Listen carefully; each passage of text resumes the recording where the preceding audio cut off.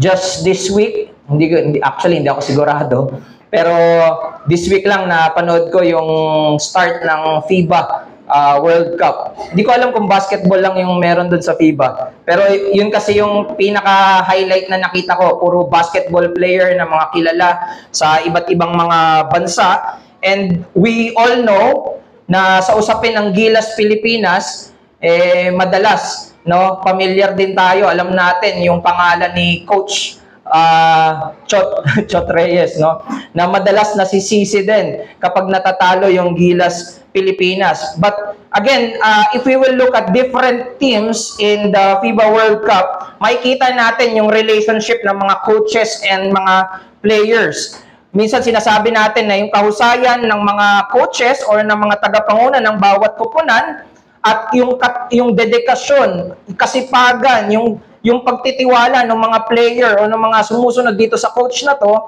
ay isa sa mga mahalagang susi para makuha nila yung tagumpay, no? And what happens with eto nga recently na natalo lang yung Gilas Pilipinas, no? Madaling sisihin si Coach Chot, no? Bakit mo ito ginawa? Bakit ganyan? Bakit ganito? Ang daming tanong, mas marunong pa tayo doon sa coach. Pero mga valid din naman kasi. Pero nakita ko rin kasi pinagtanggol si coach ng another coach that they are in the battle at hindi natin alam talaga kung ano yung nangyayari doon. We don't know everything that is happening and it is valid, no, to consider. Pero tandaan natin, hindi ganito ang ating Panginoong Hesukristo bilang tagapanguna ng iglesia. Kung si Coach Chot ay pwede natin basta-basta sisihin, ang Panginoong Hesukristo ay hindi natin masisisi. Dahil ang Panginoong Hesukristo ay hindi nagkakamali at kailanman yung laban kung saan ang Panginoong Hesukristo ang tagapanguna ay walang talo. Basta si Kristo ang tagapanguna. This is what we can see in the text that we will be looking at this afternoon. No? Ang pagiging Panginoon o pagiging tagapanguna ng Panginoong Hesukristo. So samahan niyo ako na tumayo at ating basahin ang mga salita ng Diyos mula sa Luke 6:46 to 47. Actually, ang plano ko talaga ay naipangaral ay 48 to 49. Kaso nung tinitignan ko na yung background, kailangan kong bumalik doon sa mga naunang verses at meron akong mga nakita na tingin ko ay worthy na pag-isipan. Yung tanong ng Panginoong Hesukristo dito ay worthy na pag-isipan natin maging sa panahon natin ngayon. Ito yung mga salita. Let me read in ang Biblia 2001, verse 46. Bakit tinatawag ninyo akong Panginoon, Panginoon, ngunit hindi ninyo ginagawa ang sinasabi ko? Ipapakita ko sa inyo kung ano ang katulad ng bawat lumalapit, bawat nakikinig, at bawat gumagawa ng mga ito. Ito ang salita ng Diyos. Makakaupo na po ang lahat. Yung passage or yung verses na binasa natin ay parte ng tinatawag na Sermon on the Plain, kapatagan. Starting on verse 17, if we will go back on verse 17, makikita natin na bumaba ang Panginoong Hesukristo at nangaral siya. Thus, we have Sermon on the Plain. And after that happens, after the calling or as yung pagtawag dun sa 12 apostles, na nangyari sa verse 12 to 16. So, tinawag niya yung mga apostol at pagbaba niya, nangaral siya. And this passage, this Sermon on the Plain, is almost similar to what we are all familiar, yung Sermon on the Mount, which is on Matthew 5 to 7. But there are few differences, kaya hindi malinaw kung yung dalawang account na to ay nangyari on the same event. But we know that Christ is a traveling teacher. Naglalakbay siya sa iba't ibang mga lugar. So most likely Christ gave this message multiple times, no? Parehas na pinangaral niya. So kung titignan lang natin just to have an overview yung sequence of event, Sermon on the Mount, calling of the apostles, kasi Matthew 5:7, yung calling of the apostles sa Matthew ay nangyari mga Matthew chapter 10. So Sermon on the Mount, calling of the 12 apostles, and then Sermon on the Plain. So, now from verse 46 to 49, Ito na yung tinatawag na conclusion part ng Sermon on the Plain na naglalaman ng mga katuruan tungkol sa pagiging tunay na alagad at mga huwad na alagad. Na pag binasa natin yun, makikita natin na ang mga tunay na alagad ay mapalad sa kabila ng mga dadanasin nilang paghihirap. Samantalang yung mga nagpapanggap, yung mga huwad na alagad, gaano man sila kakomportable, ay tinawag sila ng Panginoon na kahabag-habag. Yung beatitude sa Matthew 5, ganun din kasi yung sa Luke, mayroon parang beatitudes pero mas concise, mas onte. Tapos pinakita rin dito na yung mga tunay na alagad ay inaatasan na ibigin maging yung mga hindi kaibig-ibig. Ito yung utos, ito yung ginagawa ng mga alagad ng Panginoong Jesucristo. Iniibig yung mga hindi kaibig-ibig, pinagpapala yung mga kaaway at nagpapatawad ng mga taong mapang-abuso. This is significant because there are Jews and Gentiles among the crowd. There are Pharisees who see Jesus as enemy, no, yung patungkol sa pagiging kaaway. So, in verse 42, actually makikita rin natin na Jesus even addressed yung mga tinatawag na mga hypocrites or sa Tagalog ay mapagkunwari, no? Na kahit anong pagtatago nila ay lalabas at lalabas yung mga bunga nila. Thus we have verse 43 and until verse 45, yung sa bunga makikita kung ang masamang puno magbubunga ng masama, mabuting puno bunga ng mabuti, no? So now, Christ in verse 46, after those teachings, asked this question. Ngayon, sabi niya, bumaling siya sa mga tagapakinig. Bakit ninyo ako tinatawag na Panginoon, Panginoon, ngunit hindi ninyo ginagawa ang sinasabi ko? So if I will just paraphrase it, kayo ba ay tunay na mga alagad ko? Handa ba ninyong gawin yung mga sinasabi ko? So alam natin na on immediate context, pwede nating sabihin na, Christ is just pertaining dun sa Sermon on the Plain. Pero alam natin na bawat salita sa Biblia ay mga utos na mula sa Panginoong Jesucristo. So this is pertaining to all in the Scripture. So pansinin din natin na this question is a gracious question from Jesus sa lahat ng mga tagapakinig niya dahil binigay niya yung tanong na to maging dun sa mga tao na nagpe-pretend. Minsan tayo, pag merong alam natin na may nagpe-pretend lang sa atin or pinaplastic tayo, hindi na natin paglalaanan ng oras or hindi na natin papansinin. Pero hindi ganito yung ginawa ng Panginoong Jesucristo. He even addressed those who are pretentious, no? Yung mga nagkukunwari. Kaya this is a very gracious question to them. No? Ito'y tanda na hindi nanloloko si Kristo. Ito ang naghihiwalay kay Kristo sa ibang mga tagapagturo na ang hangarin lang ay dami ng mga sumusunod irregardless if they are truthful or not. Kaya kahanga-hanga ang Panginoong Jesucristo. But Jesus wanted them to have the truth. No, ayaw ko lang na makinig kayo, ang gusto ko magkaroon kayo ng katotohanan. Jesus wanted them to have the correct and proper understanding rather than just go with the flow. No, ayaw niyang makisakay ka lang. Ayaw ko na makisunod ka lang. No, dahil marami, sunod ka. Hindi ganito. Hindi yung sumusunod lang sila dahil sumusunod yung crowd. No? Ito yung kinokorek din ng Panginoong Jesucristo dito. Then in verse 47, pinakita ni Jesus yung tamang karunungan na dapat isagawa ng mga tunay. Kung totoo kayo sa mga sinasabi ninyo, kung kayo ay mga alagad, ito yung gagawin nyo, no? In verse 47, sabi niya, lumapit kayo, makinig kayo, at gumawa kayo, sumunod kayo, no? Yung kahit yung word na pakikinig, no? Alam natin dito meron ng proper distinction si Christ, no? Come, listen to my words and then obey. Pero actually kasi mix ano na to eh. May mga Jew, may mga Gentiles, pero sa mga Hudyo, alam nila kapag binabanggit yung salitang makinig, alam nila nakarugtong kagad nun ay pagsunod, no? Kasi sa Old Testament, ang ginagamit na salita sa pakikinig ay Shema. 'Di ba? Yung tinatawag nila na Shema, yung prayer, Hear, O Israel. Ang ibig sabihin ng Hear, O Israel ay Shema, yung hear. No? So, sabi niya doon, no, if we will understand, it is just not about hearing, but responding to what we hear. So, kapag sinabi natin na, the Lord has Shema, the Lord has heard our prayer. ang ibig sabihin nun, God acted. God responded on our prayer. Merong pagtugon kasi magkasama siya. In ancient Hebrew, walang original word o walang separate word para sa salitang obey. No? Kaya kapag ginagamit yung Shema, it means listen and do what you heard. No? Kung ano yung naririnig mo, dapat gawin mo. Listening and obeying are just two sides of the same coin. Kapag nakikinig ka, dapat sumusunod ka. Kaya nga 'di ba sa mga magulang, mga bata, hindi ka nakikinig, naririnig ka naman. Pero nasasabi mo 'yon kasi hindi siya sumunod.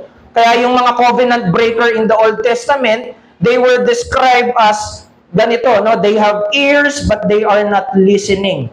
Just like their idols. May tenga sila pero hindi sila nakikinig kasi hindi sila gumagawa. In the Israelites, yung mga covenant breaker, they broke the commandment. So, again, we give our respect to the one speaking to us not only by listening, but by doing what they say. Dito pinaghihiwalay yung mga paggalang na tumatawag kay Jesus bilang kanilang Panginoon, yung sa labi lang, versus sa kanila na ang pagtawag sa Panginoong Jesus ay pang-iinsulto dahil wala naman din itong layuning sumunod sa sinasabi ni Kristo.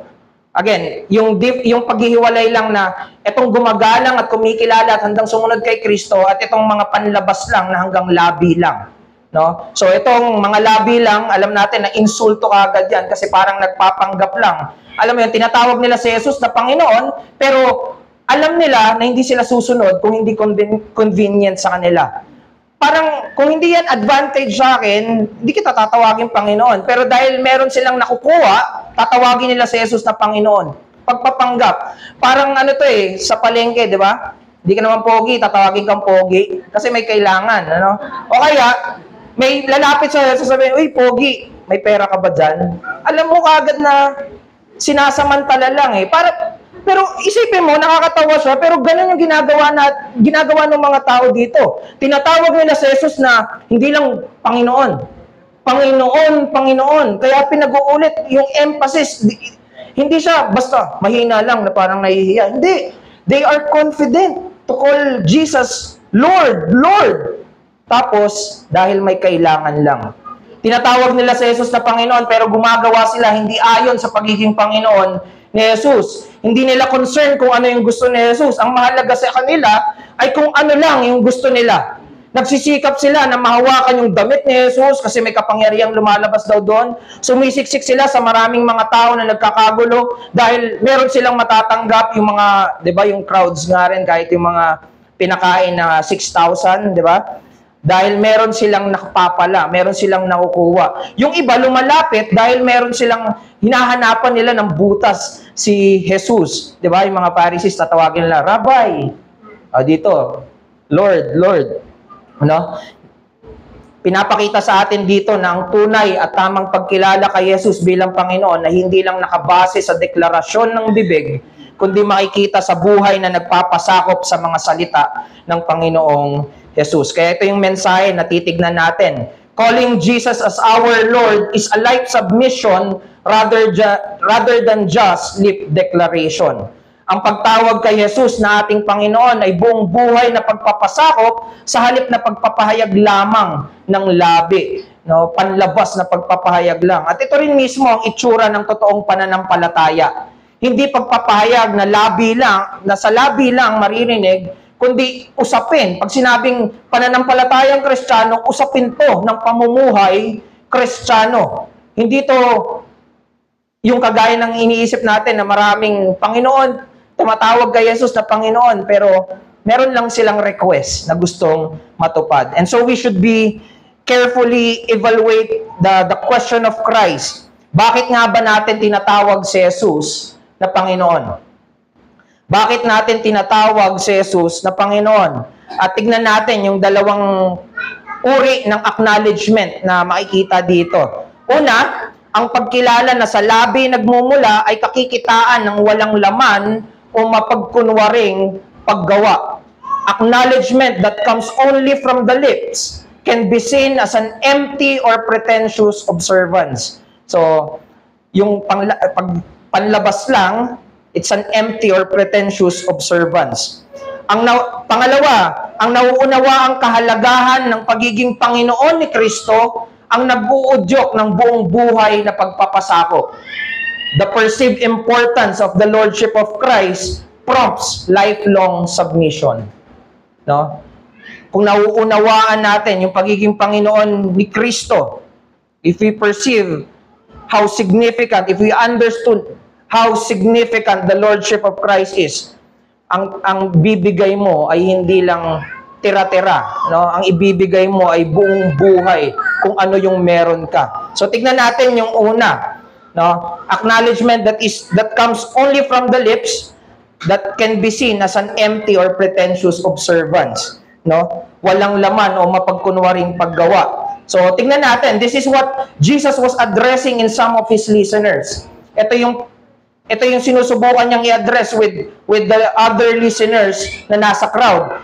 Kaya tinanong niya yung question, bakit tinatawag ninyo akong Panginoon, Panginoon, ngunit hindi ninyo ginagawa ang sinasabi ko? So, for us to understand, let's just examine the crowd who has empty observance, mga walang laman na paggawa.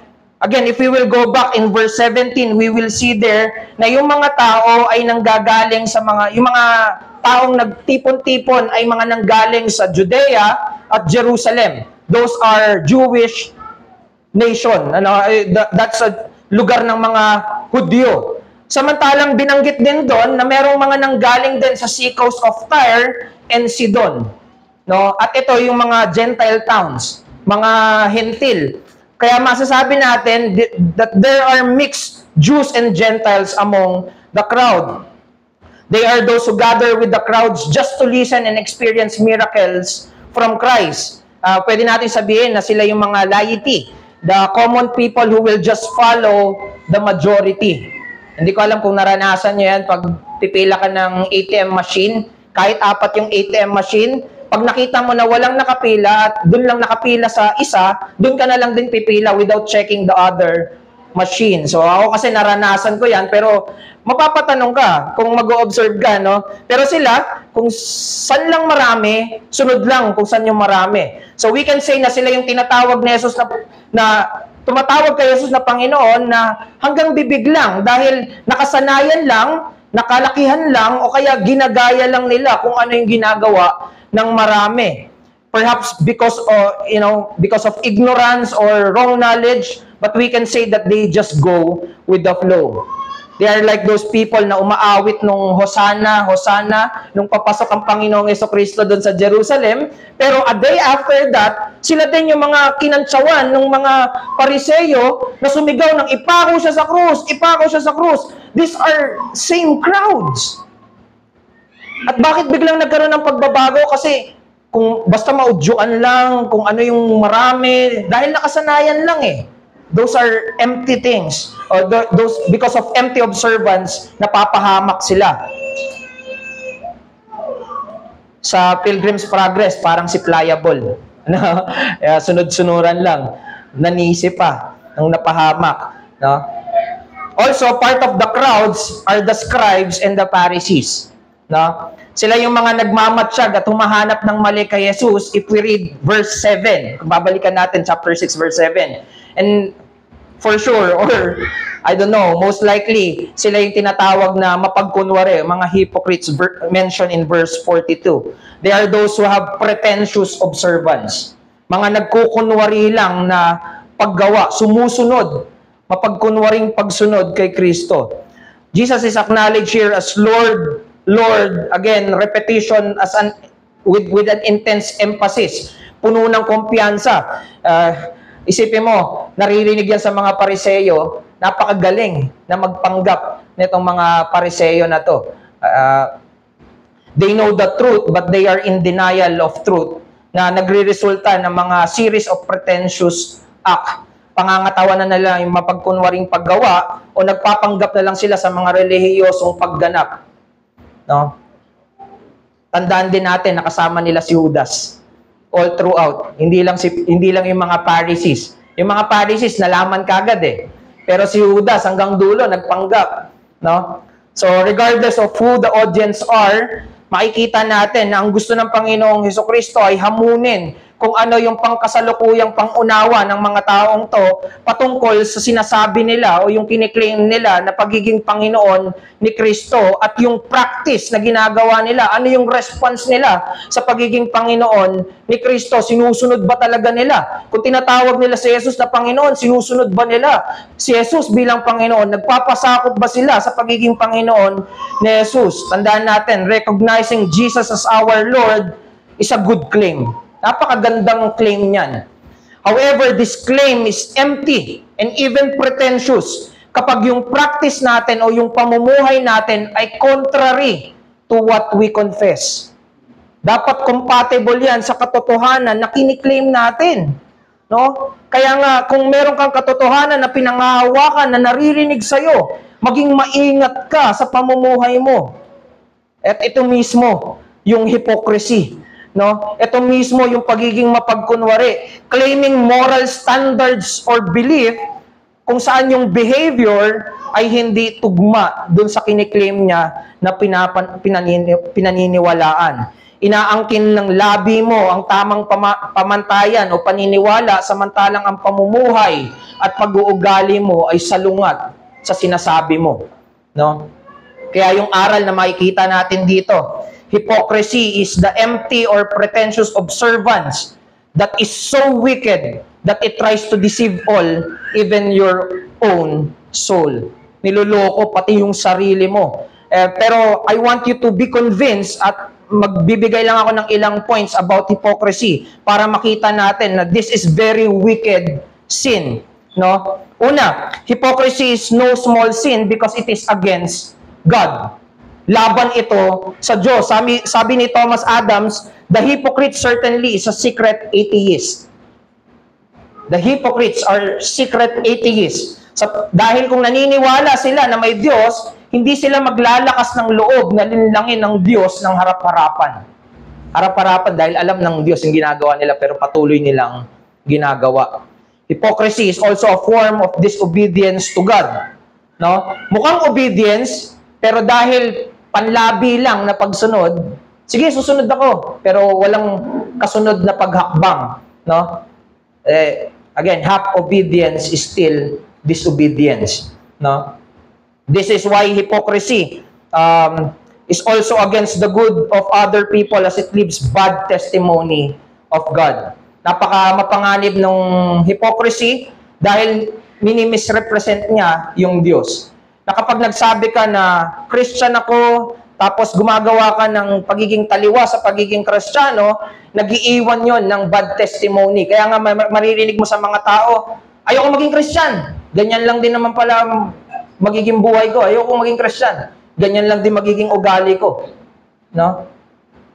Bakit sila nagsasalita ng ganun? Dahil meron silang naranasan na tao na nagsasabi na sila ay Kristiyano, pero napakapangit ng mga naranasan nila sa taong yun. So, again, ang Diyos ay Diyos na nagsasalita pero hindi lang siya nagsasalita. Diyos siya na gumagawa. Hypocrites will be all talk and no willingness to act, especially when it is hard, lalo na pag nahihirapan.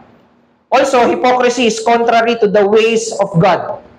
Laban ito. Taliwas ito sa kaparaanan ng Diyos. Kaya nung nagbigay ang Diyos ng nag-iisang paraan para iligtas yung mga tao, the hypocrites will deny the only way that God has given us to be saved. No? Napaka-mapanganib ng hypocrisy because it is also anti-gospel. No? Isipin mo, kung tama ang katuruan, kung hindi naman nakikita sa pinapamuhay, anong kapakinabangan nun sa iba? Para kang nagtapos ng pag-aaral with flying colors, summa cum laude, pero hindi ka nagtrabaho, tumambay ka lang. Anong pakinabang? Anong pakinabang nun? No? Ang ebanghelyong naririnig, ngunit hindi pinapamuhay ay parang masaganang handa na dinidisplay lang at hindi pinapakain. Ganon din, wala ring pakinabang. So kahit na gaano kaganda yung ebanghelyo, kung taliwas yung pamumuhay natin, walang kapakinabangan ito sa iba. Makikita natin ng hypocrisy is an insult to Christ as well. Pero mo, kung sinasabi natin na tinatawag natin si Jesus na Panginoon, ito'y hindi pagrespeto sa Kanya kapag hindi natin siya pinaglilingkuran. Parang binabastos lang natin siya. For example, ang mga asawa, tinatawag natin na mahal. Tapos, ginugulpi natin. Napakapangit. Tinatawag mong mahal pero hindi mo pinapansin unless may kailangan ka. Tinatawag mong mahal pero ikaw pa yung number 1 na bumabaliwala sa kanya. O kaya, sinasabi mong mahal mo siya pero di mo naman pinaglilingkuran o hindi mo handang pag-alayan ng buhay mo. Ganun mismo yung ginagawa natin kay Kristo. Pag tinatawag natin siyang Panginoon pero hindi natin binibigay yung mga buhay natin at hindi tayo sumusunod sa Kanya. No? Hypocrisy will destroy our relationship with Christ. Kung nagpapanggap ka pa rin hanggang ngayon sa pag-claim mo na si Jesus ang Panginoon mo, pero hindi ka pa rin sumusunod kay Kristo, no? Eventually, masisira lang yung relasyon mo sa Panginoong Hesukristo. Ito mismo yung sinabi ni William Sparto.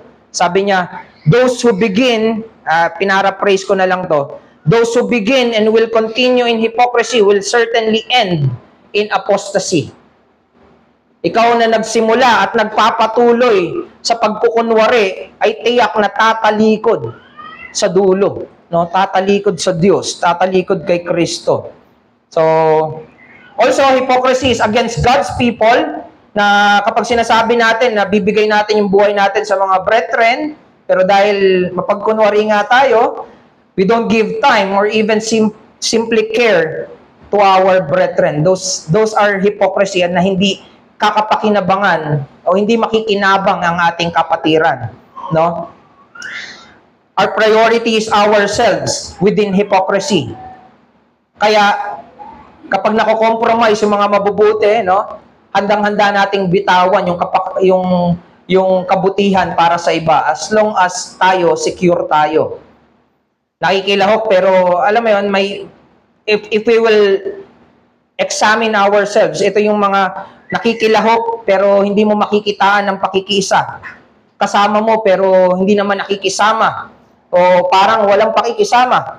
Nagmamasid at kasama sa pagdiriwang tuwing araw ng Panginoon, ngunit walang pakialam bukod sa sarili niyang kalagayan. No? Kung di ako makikinabang dyan, alis ako. Yun lang naman yun. Parang ganun. No? Kaya napakapangit ng itsura ng hypocrisy. No? Pero take note, hypocrisy, even though it is selfish, it is also against ourselves. Laban pa rin to sa sarili natin. Ito ay panlilin lang sa iba, pero panlilin lang din to sa ating mga sarili. Napakaganda nung sinabi dun sa Deuteronomy na sinabi doon na yung bawat utos ng Diyos ay para sa ikabubuti natin. No, nag-uutos siya para sa ikabubuti natin. Ngayon, kung yung bawat utos ng Panginoon ay para sa ikabubuti natin, tapos ang mga hypocrites o mga mapagkunwari ay hindi magpapasakop dito sa mga mabubuting utos na to, di ba, sinong pinapahamak niya? Sarili niya rin.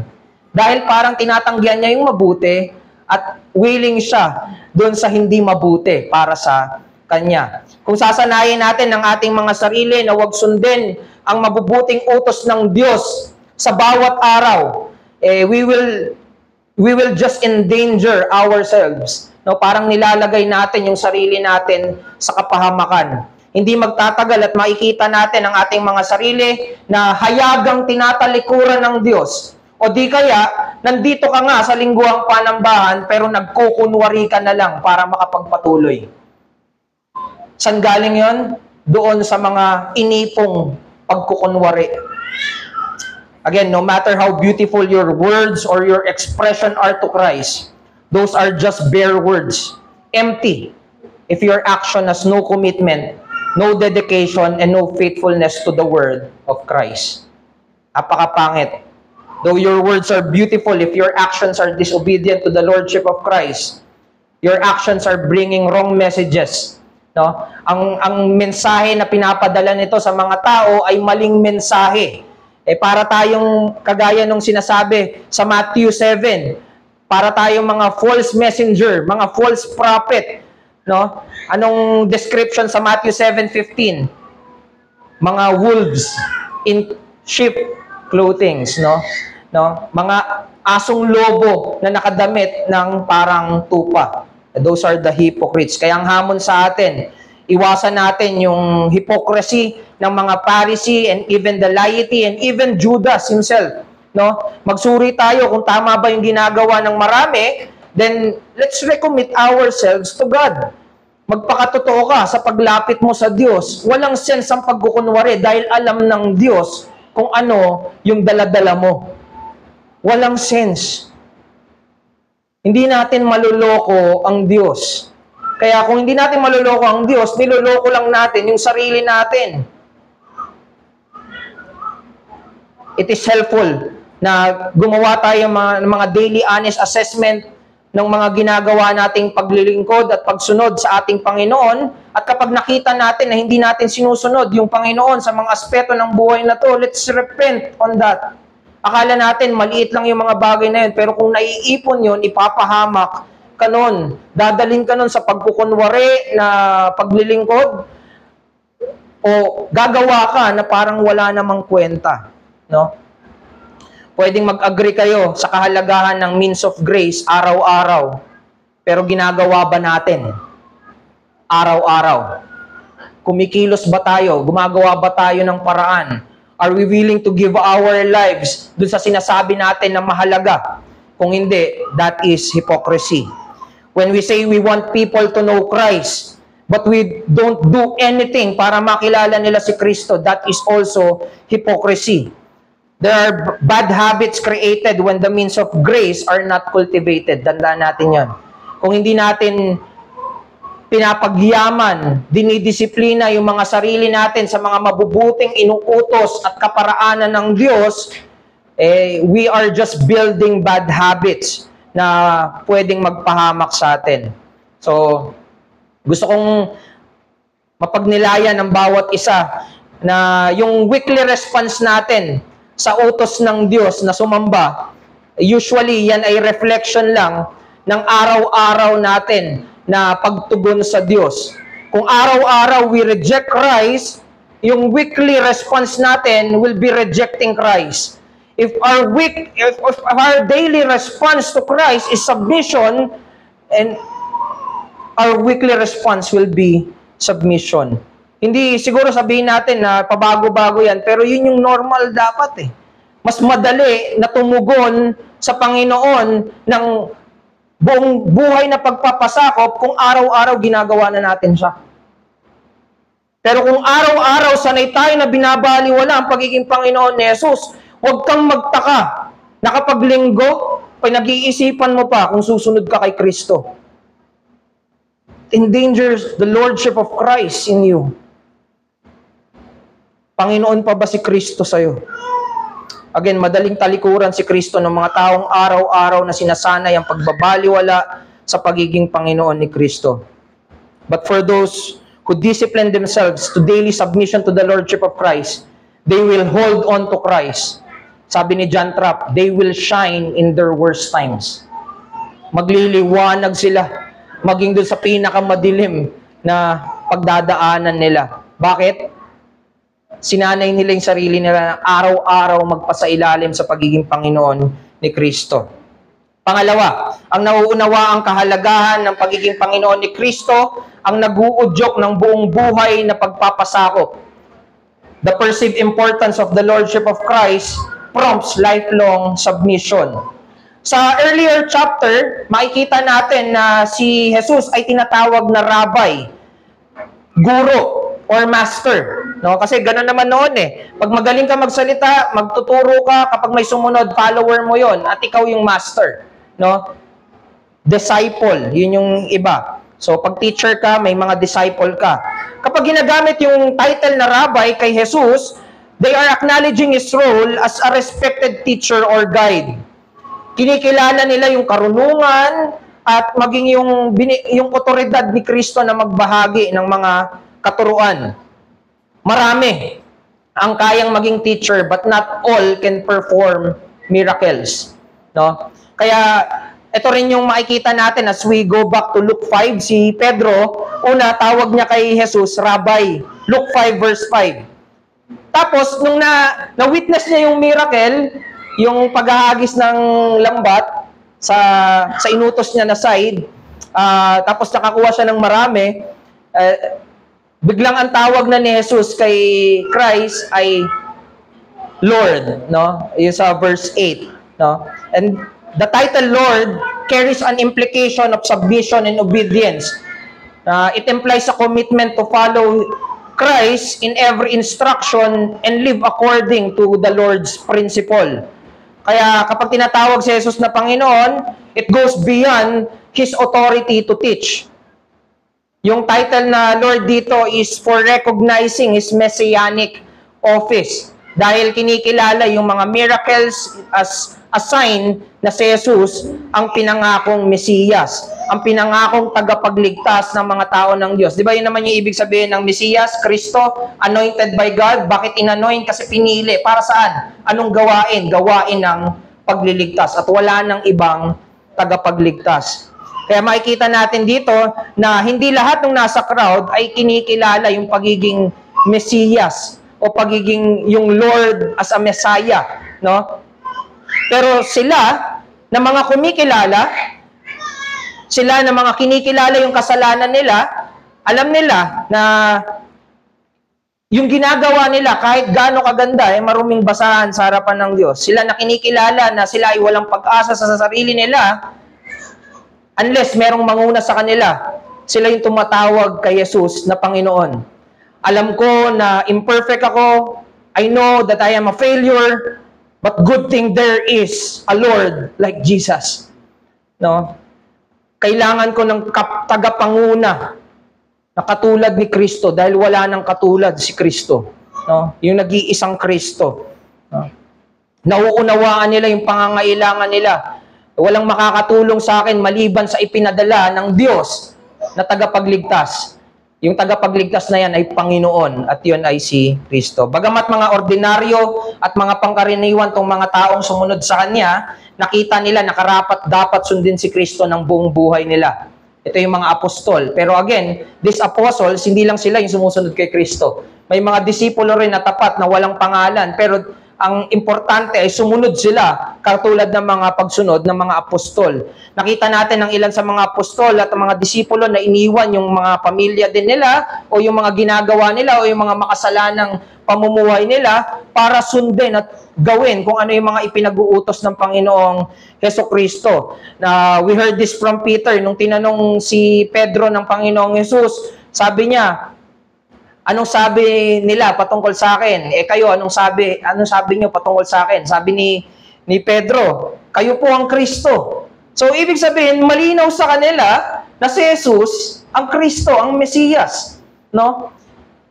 Even nung iniwan ng maraming alagad si Jesus at bumaling siya sa mga naiwan, tinanong niya yung mga naiwan, iiwan din ba ninyo ako? At sumagot si Pedro, sabi niya, Panginoon, acknowledging the title Lord again, Panginoon, saan kami pupunta? Kung hindi ikaw yung Panginoon, kanino kami pupunta? No? Maliligaw kami, saan man kami. Walang kasiguraduhan. Tapos sabi pa niya, you have the words of eternal life. Yung pagiging Panginoon ni Jesus ay idinudugtong sa ibinibigay ni Jesus na buhay na walang hanggan. Nauunawaan nila yung kaligtasang kailangan nila.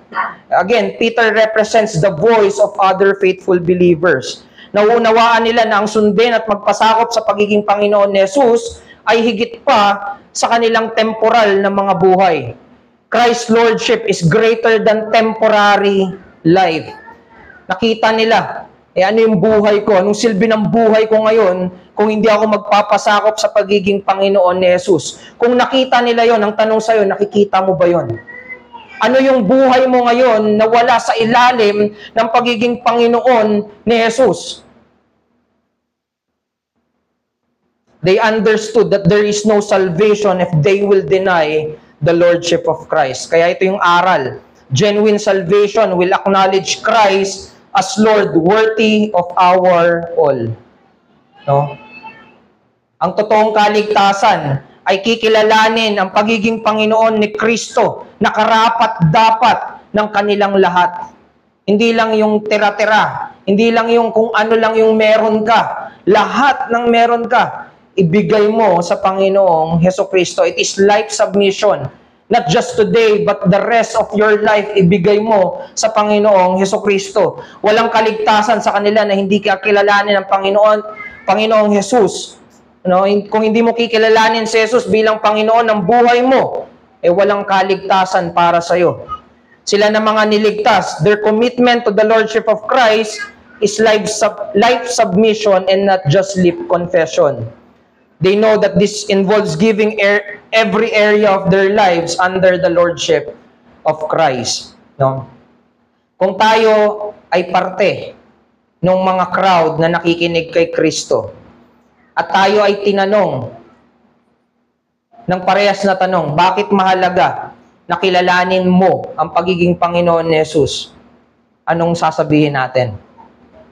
Anong nauunawaan natin ngayon? Anong naiisip natin if we think about that? No? Bakit ba natin kailangan lumapit kay Kristo? Bakit kailangan nating makinig kay Kristo? Bakit kailangan natin sundin ng Panginoong Hesukristo? This is the wrong idea of most nominal Christian in our times na sapat lang kilala mo si Kristo bilang tagapagligtas, no? Tapos pwede kang mamuhay kung ano yung gusto mo, na parang ikaw yung Panginoon. Ito yung tinatawag natin na easy believism, ano? No, tinatawag mo si Jesus na tagapagligtas dahil may gusto ka sa Kanya eh. Hindi naman talaga si Kristo yung gusto mo eh, kundi yung maibibigay ni Kristo para sa'yo. Tapos, sinasabi mo, siya yung tagapagligtas mo, pero iba yung Panginoon mo, hindi mo pwedeng paghiwalayin si Kristo. No? Kung siya ang tagapagligtas mo, siya dapat ang Panginoon mo. He should be your Lord. Hindi pwedeng Panginoon mo siya, pero ikaw yung nasusunod. Kaya kung susundan mo si Kristo, makikita mo na ang tinatahak ni Kristo ay walang iba kundi daan ng kabanalan. Nandun ka ba sa daan ng kabanalan? Nandun ka ba sa daan na tinatahak ng Panginoong Hesukristo ngayon? If not, you are disobeying yung inuutos ng Diyos, ng Panginoong Jesus. Para sa mga taong ang kumpiyansa ay nasa kanilang binitawang panalangin o yung sinner's prayer na inaakalang Kristiyano na sila, kapag nanalangin sila, ito ay isang malaking kasinungalingan hanggat hindi ka nagpapasakop sa pagiging Panginoon ni Jesus. Ito ay kumpiyansa na nakakamatay. No? Ito ay kumpiyansa na nakabatay sa gawa mo, sa gawa ng tao. Dahil nanalangin ka, gawa mo. Ang kaligtasan ay gawa ng Diyos. Ang Panginoong Hesukristo ay totoong tagapagligtas, totoong kaibigan, totoong comforter, pero ito'y totoo lamang sa kanila na kinikilala siya bilang Panginoon. Panginoon na karapat-dapat sundin ng walang pagtatanong, no? Handang sumunod, kapalit yung buhay. Before, merong mga ninja. Akala ko hindi totoo yung mga ninja, pero hindi yung mga umaano talaga sa puno. Pero parang, they are those na parang willing to die, masunod lang yung inuutos ng kanilang Lord. Sa Japan kasi may ganun mga feudal lord, ano? Gagawin nila, kahit pakapalit nun, yung buhay nila. No? Those are amazing, no? Pero tayong mga Kristiyano ay dapat ganun. Handa ba nating sundin ang ating Panginoon kahit pakapalit nito ay buhay natin? Kaya nga we admire those who do their missions eh. Kasi nailalagay, kakalimutan nila yung mga comfort, aalis sila sa mga comfort zone nila and they will go to a mission. No? Ito yung gusto ng Panginoong Hesukristo para sa mga nakikinig sa Kanya. No? To understand how important His Lordship is. Christ's Lordship deserves the best of who we are. His Lordship demands your whole life. Siya lang ang may karapatan ng lahat-lahat ng meron ka. Siya lang. Siya lang ang may karapatan ng lahat ng meron ka. No? Kaya ang hamon sa'yo, if you say Jesus is Lord, nawa, yung mga ginagawa mo ay naka-align sa ipinapahayag ng labi mo. But do we act, are we really ready to give our all to Christ? Pwede ba nating masabi na si Jesus ang ating Panginoon nang hindi tayo handang mag-ibigay, hindi natin handang pagkatiwalaan si Jesus ng buong buhay natin? Do we act as a Christian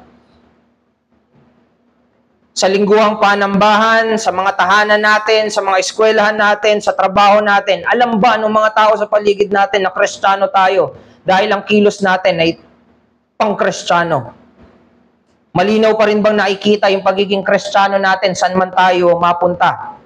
O maging yung mga tao na minsan na nagpatotoo at sumaksi at nagsabi na Kristiyano ka, ay mga tao na rin na nagdududa kung Kristiyano ka ba talaga dahil ang ginagawa at pamumuhay mo ngayon ay wala na sa daang pinapalakad sa iyo ng iyong Panginoon. Lahat tayo ay dapat lumago sa pagsunod, pero hindi lang pagsunod kundi debosyon, no? Let's be intentional in deepening our relationship with Christ on a daily basis, no? Anong ginagawa natin daily? Ina-apply ba natin yung wisdom dun sa verse 47 na listen to Christ? Listen, come to Christ, listen to Christ, and then obey Christ. May mga ganito ba tayong application na on a daily basis? Kaya maganda rin yung ginagawa ni George Whitefield.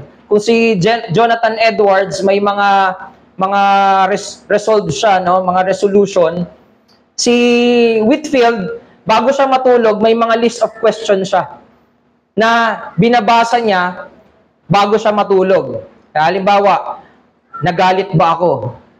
Nasunod ko ba si Kristo nung nagalit ako?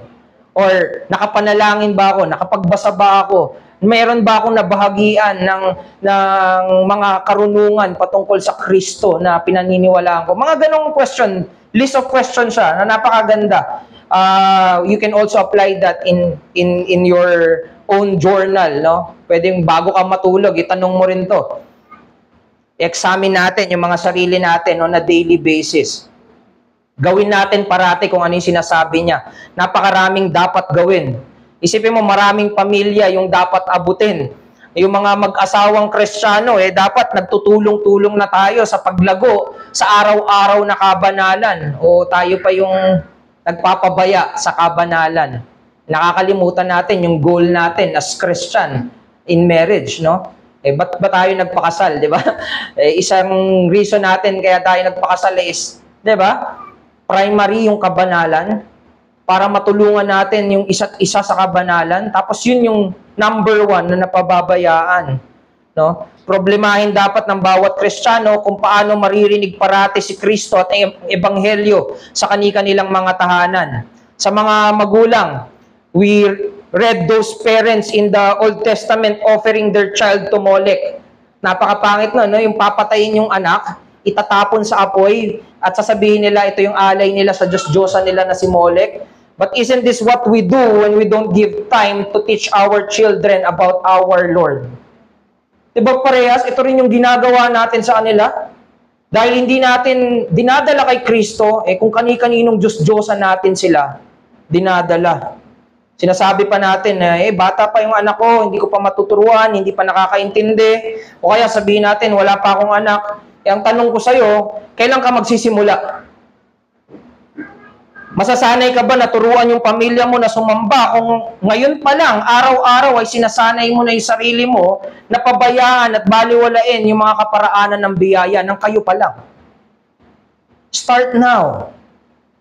Sundin mo yung inutos niya ng mga kaparaanan niya. Ihanda mo na yung palagiang pagsamba para kapag dumating na yung pangunawa ng anak mo, kapag dumating na yung anak mo, meron siyang magandang dadatnan na pagsamba dahil inihanda at ipinaglaban mo na yung araw-araw na pagsamba. Bawat paggawa para kay Kristo ay kapakinabangan sa mga taong nakapaligid sa iyo at sa mga lahing susunod sa iyo. Huwag mong isipin na parang walang nakikinabang, kami lang naman No. Kung ano yung ginagawa nyo na pagsunod kay Kristo, dadalhin nyo yan maging paglabas ninyo. Merong makikinabang, merong mga sasaksi ng mga binabagong buhay ng ating Panginoon.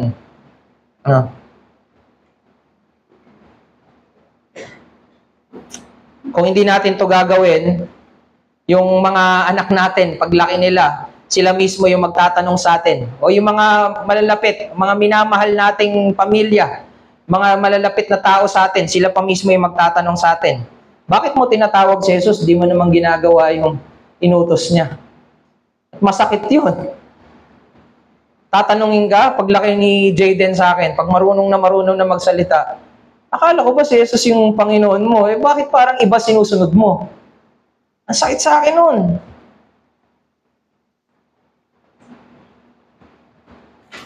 Tapos okay lang na marinig natin sa iba. Gumawa tayo para sa ating Panginoon. But again, I want you, as I end, I want you to take note that these are not just questions coming from an ordinary person. This is a question that comes from Christ. Itong tanong ni Kristo sa mga tao noon ay parehas na tanong niya sa mga tao ngayon.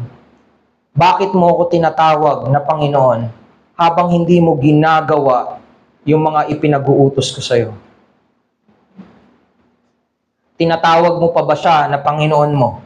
Sumusunod ka pa ba sa Kanya? Kung hindi, tawagin natin siya at ibigay natin yung buhay natin sa Kanya araw-araw. Walang ibang tagapagligtas. Siya lang yung makakapagligtas sa mga mapanlinlang, mapagkunwari natin ng mga kasalanan. Kaya ito yung ganda ng Ebanghelyo ng Panginoong Hesus. Merong pag-asa sa kabila ng mga pagkukunwari, sa kabila ng mga panloloko, sa pagkakabila ng pagiging malala ng ating mga kasalanan. Alam ng Diyos yung tunay nating kalagayan, lumapit tayo sa Kanya tayo magtiwala, walang sino man na kailangan magpanggap. Make sure that Jesus is your Lord. Call Him Lord if He is still not your Lord. Tawagin mo siya bilang iyong Panginoon at ibigay mo yung buhay mo sa Kanya. Huwag tayong magkunwari. Huwag tayong makisabay lang. Ay, reform. Sabay tayo. No.